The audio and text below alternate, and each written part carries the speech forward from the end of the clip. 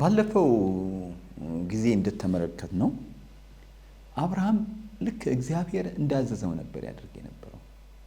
ቤተሰቡን በጽድቅና በትክክለኛው መንገድ ምን ያደርግ ነበር? ይመራ ነበር። ይህንንም ያደረገው ደግሞ ልጁ ከተወለደበት ጀምሮ እስከምን ነበረ? እስኪያ ገባ ድረስ ኃላፊነት ነበረበት። ያንን ኃላፊነቱን በሚገባ ተወጥቶ ነበረ በቤተሰቡ ላይ።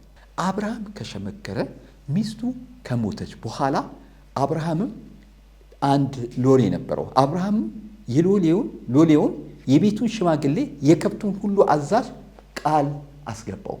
ምን አይነት ቃል አስገባው መሰላችሁ?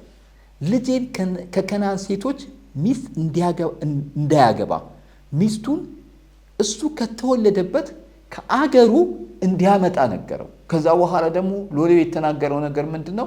አይ እምቢ ብሉኝ ስለው አይ እግዚአብሔር መልአኩን በፊትህ ይሰድልሃል አለው። ልመልሰው ሲለው በፍጹም ልጄን እኔ ወደ መጣሁበት ቦታ እንዳትመልሰው፣ እግዚአብሔር ይህን ምድር እንደምወርስ ተስፋ ቃል ሰጥቶኛልና ከዚህ ቦታ ላይ እንዳትመልሰው ብሎ ሲናገረው እናያለን። ሌላው ሎሌው እንደታዘዘው ሚስቱን አብርሃም ከተወለደበት ሀገር አመጣለት። ይስሐቅም ያመጣለት ሚስቱን ርብቃን ወደዳት፣ ሚስትም አደረጋት። በእርጅናው ዘመን ራሱ ያደረገው ነገር ምንድነው? አብርሃም ልጁ ላይ ያገባው ነበር። እስከ ሚስት እስኪዳር ድረስ እስኪያገባ ድረስ አብርሃም በልጁ ላይ ኃላፊነት ነበረበት። ልጆቻችንን ወይ ቤተሰቦቻችንን የኛ ኃላፊነት እስከ መቼ ድረስ ነው? ልጆቻችን ከተወለዱ ከ8 ቀን የጀመረው ከዛ በኋላ ደግሞ እስከ ጋብቻ ድረስ እስኪያገቡ ድረስ የኛ ኃላፊነት ነው። እኛ ስር ያሉ ስለሆኑ የኛ ኃላፊነት ነው እና የሚያስፈልጋቸውን ነገር በሙሉ ማድረግ አለብን። ይስሐቅም ከአባቱ ብዙ ስለተማረ አንድ ነገር አላደረገም። አብርሃምን አይ ሊሰዋው ሲል አትሰዋኝም እንዴ ብሎ አልተገዳደረም። ራሱን ጉልበትም ቢኖረው ከአባቱ የበለጠ አሳልፎ ሰጠ።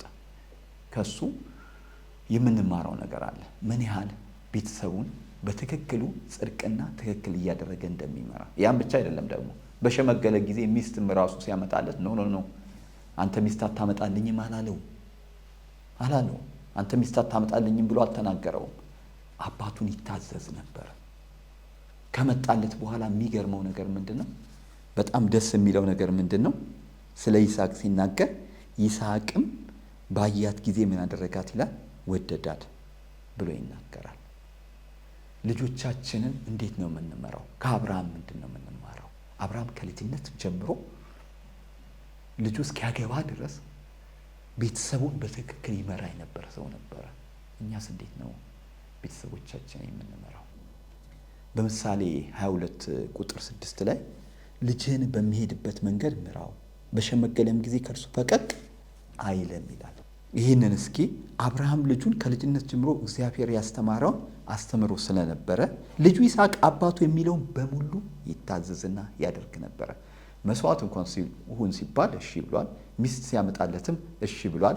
የሚገርማችሁ ነገር ይስሐቅ በጣም ታዛዥ ነበረ።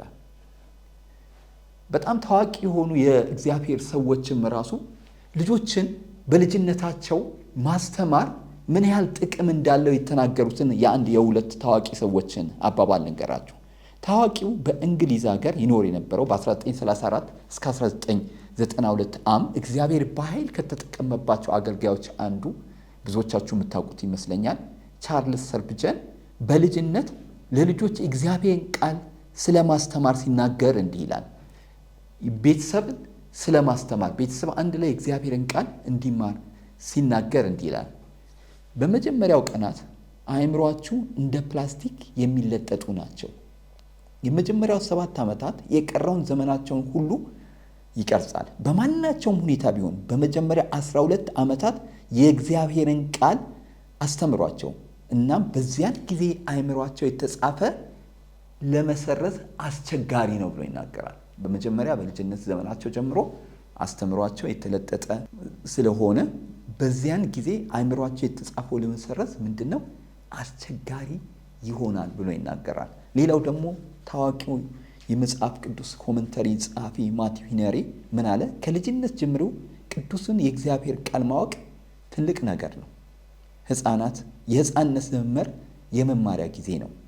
እውነተኛውን ትምህርት ሊያገኙ የሚችሉት ከቅዱሱ የእግዚአብሔር ቃል የተማሩ ናቸው ብሏል።